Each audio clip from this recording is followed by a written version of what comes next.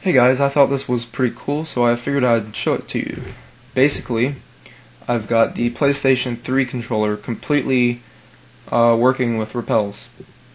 So I can move around with the analog stick, I can move the mouse, I can move the screen however I desire. I can still click if I want to. But I've got most of my skills mapped as well, so I can tab and I can attack. I can debuff things. I can nightmare them. What else? Oh, I've got BP heals. Let's just kill that really quickly. I've got traps. What else? Oh, I can mount. I can open my inventory. I can even, I've got a self buff mapped on here as well.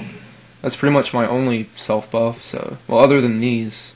But these last like 5 minutes, so I don't have them mapped on the controller, but I can still click them down here when I need to.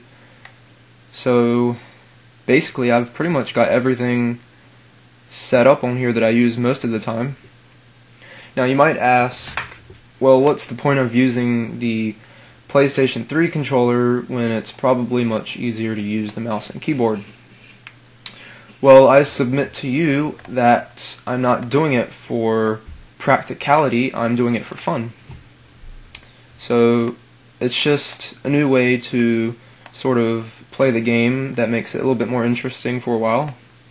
I will try to do a cube party like this for fun, and I don't think it should be too difficult because, well, everything I use in a cube party I have mapped on the controller anyways. You know, I got tab and nightmare and debuffs, and I can attack stuff, so I'm pretty much set. I've even got like stuff like Windy Shackle on here, so there's really no reason that I shouldn't use this in a DP or a CP. You know, I can still select stuff, I can still move around however I like. I can use the analog stick as an actual mouse rather than just using this WASD sort of thing. I'm not quite sure I like moving around with the analog stick though, compared to just clicking like this with the mouse. Technically I still use an analog stick when using this, but I don't know, I like being able to precisely pinpoint where I'm going to walk rather than just doing this. So there's that. And basically I've accomplished this with this program here.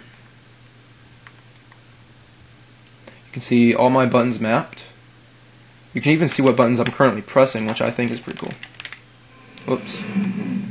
But yeah, you get the point.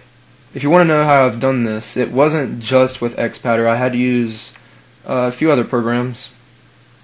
Let's see. I've got DS3 tool down here. It's basically a driver for the PlayStation 3 controller for Windows. So I'm using that. I'm using Sandboxy because Rappelz would normally block things like this. So you can see the yellow line going across the window when I move it. That's because it's indicating that I'm using it with Sandboxy. But anyways, if you want to try this out for yourself and you're having problems getting this stuff set up, maybe I'll do a video on how to set all this up, but it's pretty straightforward, so yeah.